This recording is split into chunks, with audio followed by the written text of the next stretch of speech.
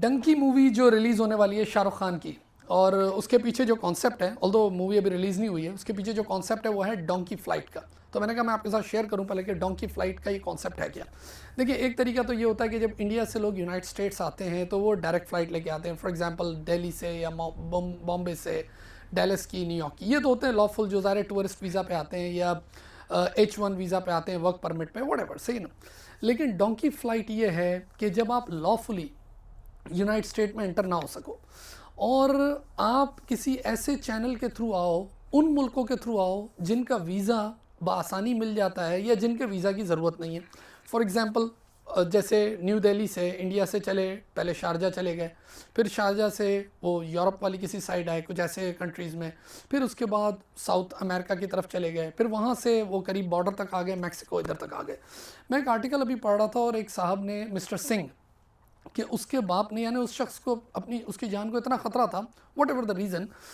तो उसके बाप ने स्मगलर को ठीक ठाक पैसे दिए और उसने अपना पूरा किस्सा लिखा है कि मैं किस तरीके से इंडिया से यूनाइटेड स्टेट्स आया हूँ बॉर्डर क्रॉस करके, यानी मैं कितना वीक हो गया, किस भूख की हालत में। तो बोला सबसे पहले मुझे न्यू दिल्ली से, आई थिंक उसने कहा हंगरी हम गए। अच्छा, वहाँ पर बोला 10 दिन मुझे कमरे में रखा गया, उसके बाद फिर एक छोटे कमरे में, और बोला बाकायदा मुझे कॉल आती थी और मैं उस शख्स को जानता नहीं था, और बाकायदा पूरे पूरे ग्रुप्स इस तरह जाते हैं। और बोला उसके बाद फिर हमें फ्रांस भेजा गया, फिर फ्रांस से हमें मैक्सिको सिटी भेजा गया, और उसके बाद बोला फिर एक कमरे में बंद किया गया, और वहाँ से फिर एक पिकअप ट्रक आया, उसमें हमारे ग्रुप को डाला और यूएस के बॉर्डर के करीब आ गए। अच्छा, बॉर्डर जैसे कहाँ कहाँ लगता है, फॉर एग्जांपल ये कैलिफोर्निया का बॉर्डर, उधर बहुत ज़्यादा, टेक्सास का बॉर्डर,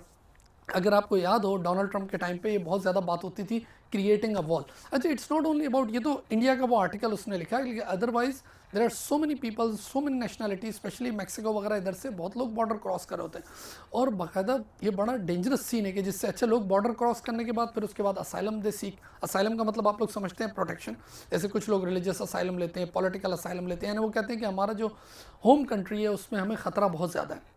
हमारी जान को खतरा है, and we can not go back, तो अब हम यहीं रहना चाहते हैं। और फिर ज़ाहिर उनका केस वगैरह चलता है, और जो अप्रूव हो जाते हैं they get the green card and citizenship, और जिनके अप्रूव नहीं होते उनको फिर ज़ाहिर वापस जाना पड़ता है, उनको लगता है कि भाई ठीक है ये जेन्युइन नहीं है। तो उसने ये लिखा, मिस्टर सिंह ने, उसने कहा मेरे बाप ने बाकायदा ज़मीनें और ये सारी चीज़ें बेच दी, पूरा आर्टिकल मैं उसको न्यूज़ में पढ़ा हूँ। उसने कहा सब कुछ बेच के उसने मुझे वहाँ से भगाया, और फिर बाकायदा बोला मैं वो जिनसे बात करता था उनसे कभी मिला नहीं हूँ, लेकिन वो मुझे डिजिटल बोर्डिंग पासेस और ये सब भेजते रहते थे, और मैं उसी हिसाब से इंस्ट्रक्शन फॉलो करता था, और फिर मैं किसी तरह वो बॉर्डर मुझे क्रॉस कराया गया, and then we seek the asylum and everything. अच्छा, उसने कहा मैं बाकायदा कमज़ोर हो गया, भूख की हालत में, ये सब। तो किसी ने उससे पूछा कि क्या तुम्हें इतना ख़तरा नहीं फील हुआ इसमें? उसने कहा मुझे ख़तरा इधर भी उतना ही फील हुआ, और इक्वल ख़तरा बोला मेरे अपने शहर में मुझे था या अपनी स्टेट में था, तो बोला इस वजह से मुझे आना पड़ा। इसीलिए करीब 80%, अगर हम इंडिया की बात करें तो सिंगल मैन जो है ना, जो जवान मर्द हैं, वो ये वाला काम करते हैं, क्योंकि इसके दौरान बहुत ज़्यादा डेथ भी हो जाती है। तो बूढ़ी औरतों का काम, बच्चों का काम, ये अमूमन मुश्किल है, लेकिन लोग कर भी रहे होते हैं। मैंने कई लोगों से पूछा भी है जो लोग ये काम करते हैं, बोला बहुत सारे उधर ऑप्शंस हो रहे होते हैं बॉर्डर पे। कुछ लोग तो इसी तरीके से ये लैंड के थ्रू ला रहे होते हैं, कुछ लोग बाकायदा, एक मुझे बता रहा था कि वो जंप करवा देते हैं, पानी के रास्ते से लेके आते हैं। बोला छोटे छोटे जहाज़ चल रहे होते हैं, बहुत सारे तरीके होते हैं जिससे लोग आ रहे होते हैं, और ज़ाहिर there are so many factors जिसकी वजह से लोगों को ज़ाहिर अपने मुल्कों में ख़तरा होता है और उस वजह से आते हैं। करीब कोई 42,000 अगर इस वक्त हम बात करें इस साल की, तो इलीगल इमिग्रेंट्स जो हैं, इंडिया की बात हो रही है, कि जो इस डोंकी फ़्लाइट के थ्रू और इस US बॉर्डर को उन्होंने क्रॉस किया, और 2 मिलियन के करीब जो हैं लोग अरेस्ट हुए। अच्छा, ये 2 मिलियन ज़ाहिर 42,000 जब मैं कह रहा हूँ, तो 2 मिलियन यही नहीं है, 2 मिलियन ये यूएस के बॉर्डर की बात हो रही है, ज़ाहिर it comprise of different nationalities, कि करीब 20 लाख लोग जो हैं वो इस तरह ये बॉर्डर क्रॉसिंग में, ये इसमें बाकायदा उन्होंने अरेस्ट कर लिए इस साल।